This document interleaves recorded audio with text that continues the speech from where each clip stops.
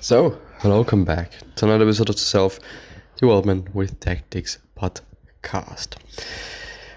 Today, we once again gonna go through some Stoicism questions, or Stoic questions from the Stoicism subreddit.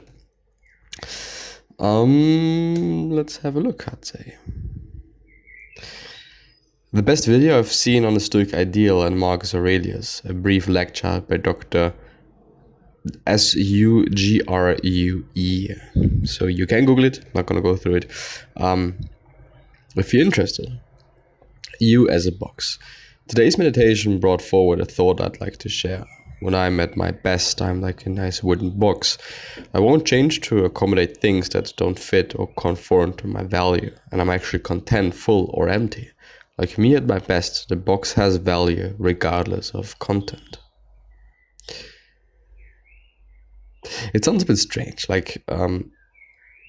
I would argue that the content of each and every person is what makes each and every person interesting and great and unique. You know, it's not about the way I look. You know, the outside is definitely not that important as, you know, my inner parts, but yeah.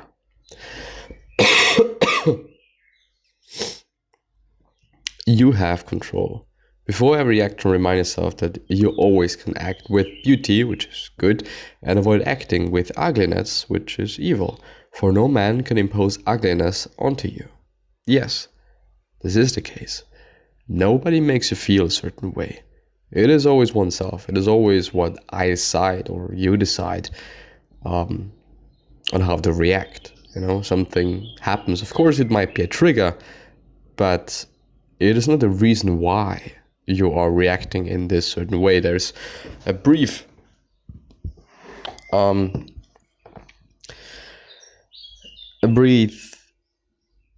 time span between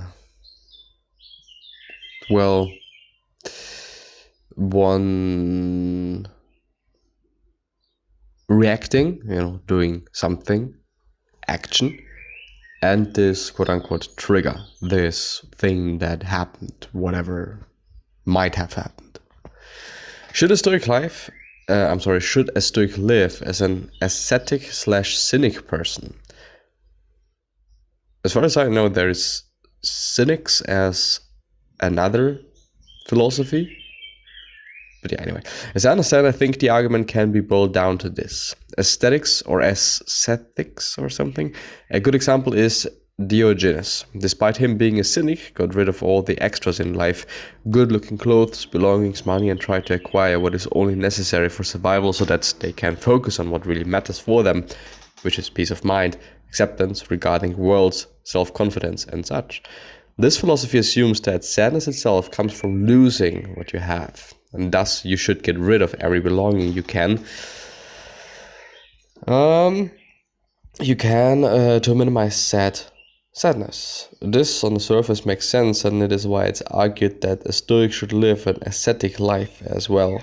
Focus only on the internal and worry not the external, since even whether your house will burn down tonight is out of your control.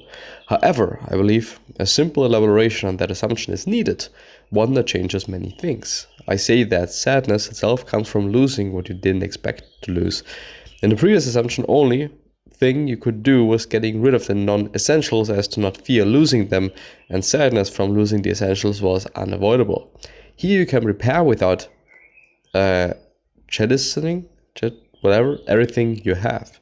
You still have a good meal, enjoy a great video game, but still keep in mind that you might not have the privilege of doing so forever.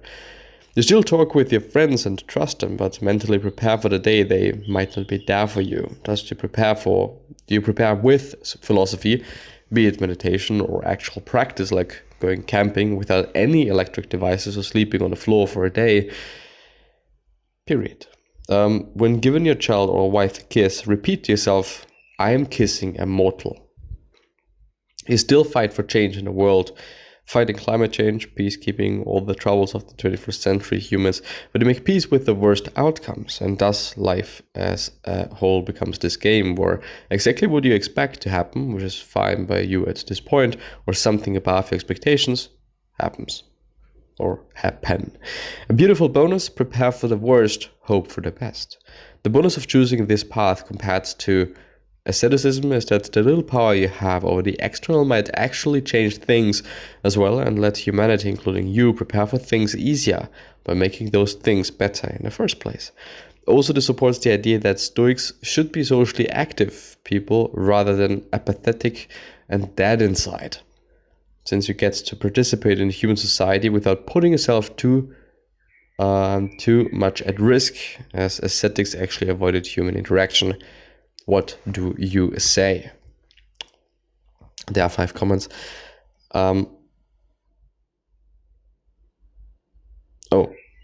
It's just was a bit confused. While I'm not sure how much this idea is actually known or argued, which is why I didn't have the spirit to flare this as a Stoic study, it was an issue I have been thinking for months and wanted to get out of my head. Personally, I think that a Stoic should have as many possessions as his impressions can handle. For example, I recently had to let a relationship go as it was detrimental to my own growth as a Stoic. I knew my impressions were not yet strong enough to battle some things, and so I withdrew from the relationship as respectfully and peacefully as I could. I know some Stoics choose to live a more minimalistic life, but I think the idea that the Stoic should be ascetic isn't the right path. To me, at least, one of the most important things about Stoicism is offering guidance to those who need/will take it.